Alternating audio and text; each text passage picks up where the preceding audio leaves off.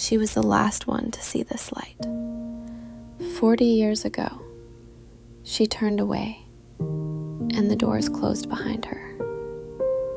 Somewhere in the south of France, behind a gate that no one remembers locking, a house has been waiting. Not crumbling, not forgotten, just sleeping. The garden kept growing without her, and every evening the light still touched these windows, as if someone was expected home. The entrance hall still knows how to make an impression, marble that was laid to welcome kings, and still does. A staircase that curves upward like a conversation, drawing you in before you decide to follow. You can read a room's entire life in its walls. Every crack, a winter she survived. Every fade, a summer the curtains were left open.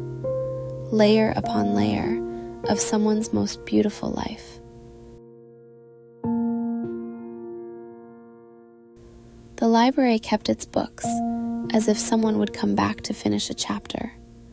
Sunlight finds the same spot it always did, between the curtains, and waits for someone to sit down. And then, the ballroom. Close your eyes.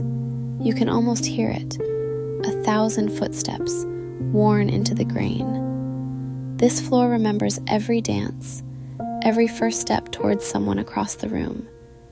From here, she must have watched the seasons change. The garden she planted, still blooming.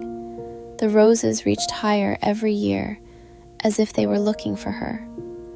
Through this glass, you can almost see what it was. The doors are open now. The house is breathing again. Whoever comes next will write new stories on these walls, but the walls will always remember the ones that came before.